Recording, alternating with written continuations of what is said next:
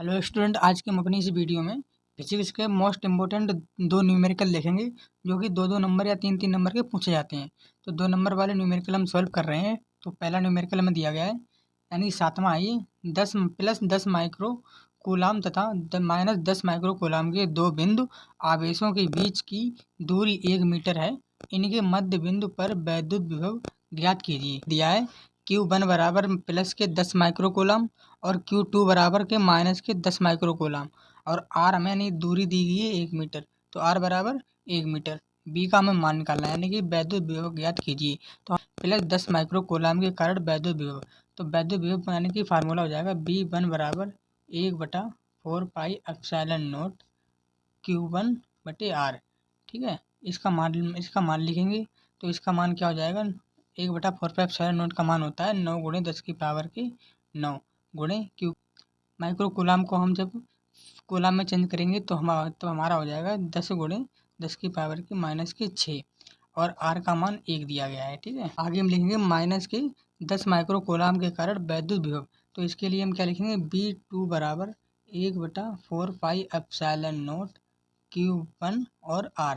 इसका मान लिखेंगे, इसका मान वही होता है सेम 9 × 10 की पावर के 9, और गुणे के निशान लगाएंगे। Q का मान हमें दिया गया है, Q का मान कितना दिया गया है 10 × 10 की पावर के -6 बटे R का मान कितना दिया गया है 0.5 दिया गया, सॉरी।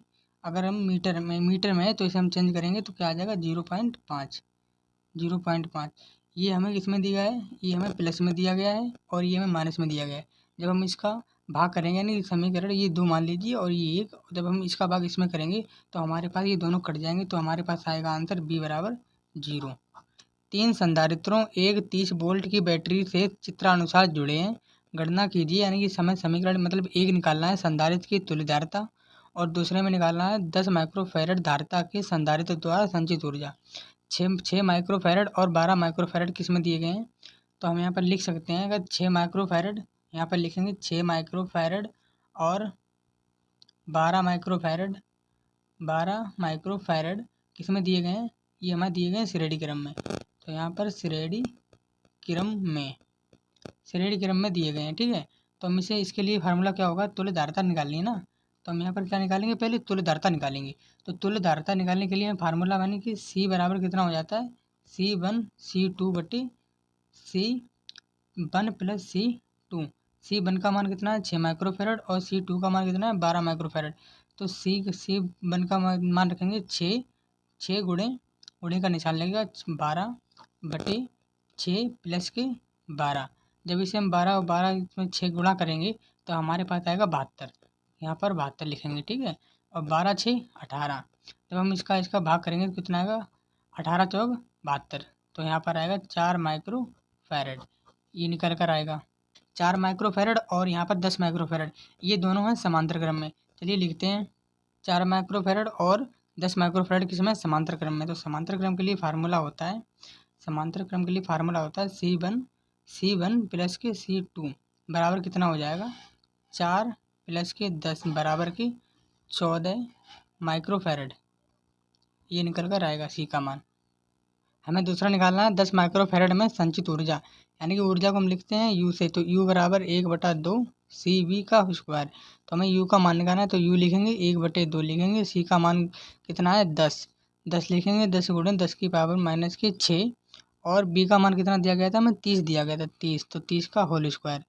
तो हम इसे सॉल्व करेंगे। U बराबर, जब हम इससे ये काटेंगे तो कितना आएगा 5।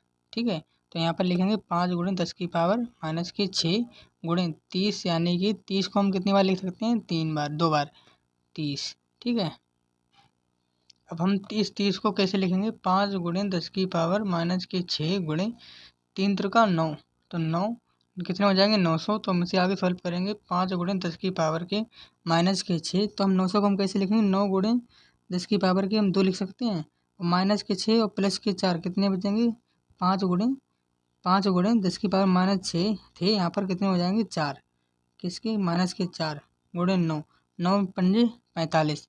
तो हम 45 × 10 की पावर के -4।